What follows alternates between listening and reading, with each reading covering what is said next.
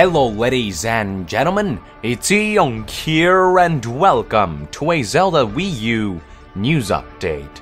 Recently, Eiji Aonuma has been talking about Zelda left and right, and along the way a few small details about the upcoming Wii U game have been revealed, so I figured hey, what better time than now to talk about every bit of information officially revealed thus far by Nintendo and the game's developers. I'll save you the trouble of having to look at 20 different articles and present everything you need to know in one video. Let's start with the first bit of official information that came about during a Nintendo Direct hosted on January 23rd, 2013. Eiji Aonuma revealed one simple mission for his next project: to rethink the conventions of Zelda. He specifically mentions the convention of having to complete dungeons in a specific order. His hopes is that Zelda Wii U will be much more open and non-linear than past 3D Zelda games.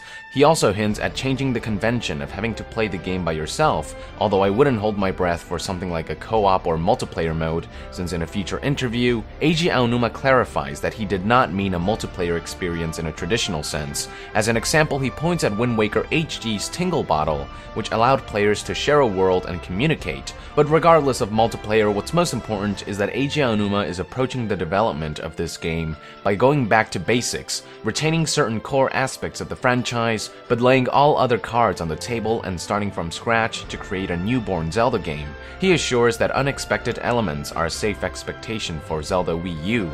A few months after the Nintendo Direct during E3 2013, website Game Trailers published an interview with Shigeru Miyamoto, and when asked about the art style of the upcoming game, his only reply was that the goal with the artistic direction is to make it purposeful and a perfect fit for the Wii U hardware and the gameplay possibilities that it provides. This is very similar to how Skyward Sword's impressionistic art style was chosen to make up for Wii's aging hardware and to allow exaggerated blocking maneuvers from enemies to come through to players as indication of which way to swing the sword.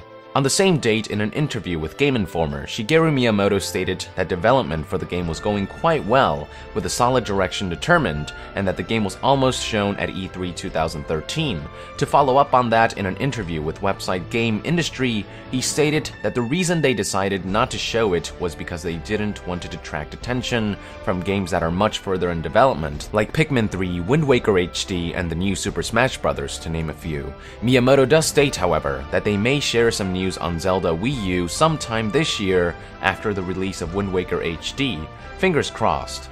Also, during E3, Eiji Aonuma was interviewed by tech website Engadget, during which he talked a bit about how he plans to introduce new kinds of items to find and new ways to use them. While he doesn't go into too much detail, he hints at the concept of items being completely different than what players have experienced before.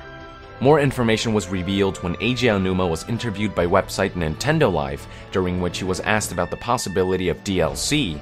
He states that he and his team are certainly considering it as they look for different ways to add content to enhance the experience of the final game, and that if they do end up releasing extra content, they want to make sure that it's worth what the user is being charged. In other words, they won't try to cash your money from stupid map packs. He was also asked about the artistic direction of Zelda Wii U, to which he replied that he's aiming for something between ultra-realistic and cartoon style. He assures that graphics won't be completely on one end of the spectrum, and that it will be something new for this particular game.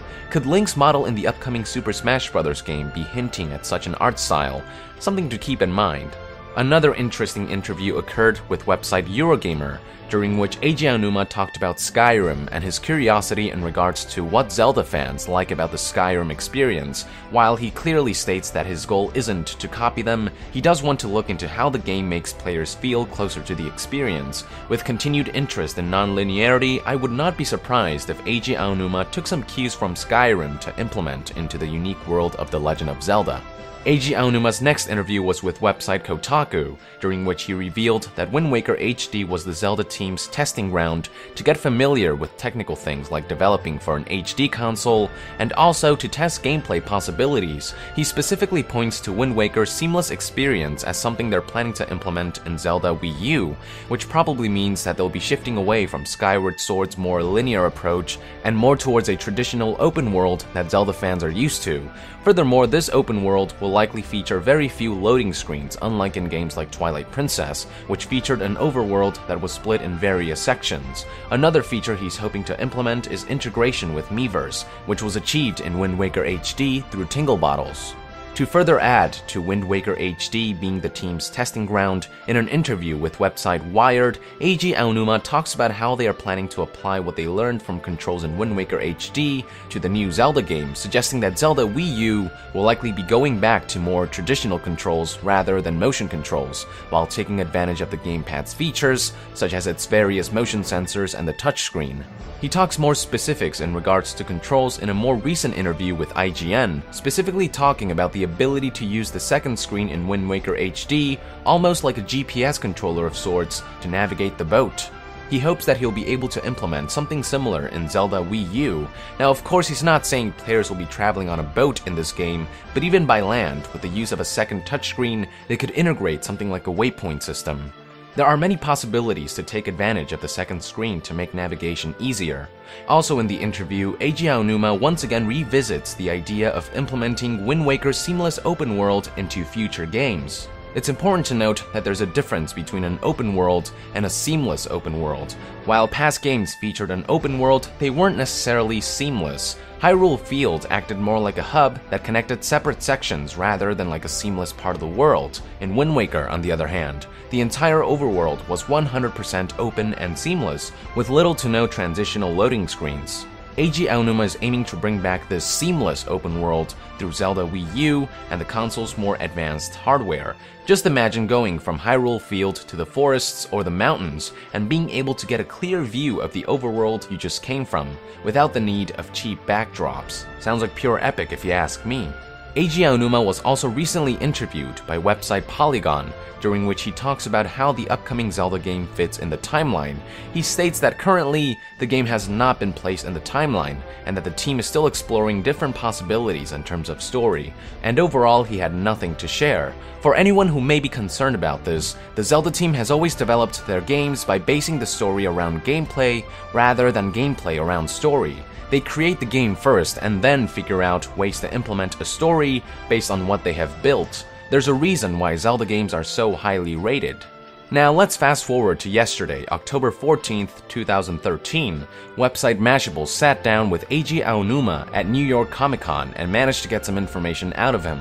Eiji Aonuma talks about how he believes Wind Waker is the most open-world Zelda game, and reiterates that he and his team have an open-world desire at the forefront of their minds. He also reveals that part of the reason for their decision had to do with complaints from many fans after playing through Skyward Sword's more linear world. I'm personally glad that Aonuma is listening to the cries of fans and aiming to implement the most open world yet, something that I'm really looking forward to.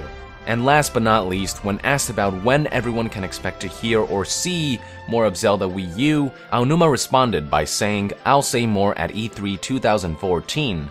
Not a surprising announcement really, since the game was almost shown at E3 2013, but it's good to finally get confirmation from the man himself. And since the game now has an extra year of development before being shown to the public, it will likely represent the final product more than what they planned to show at E3 2013.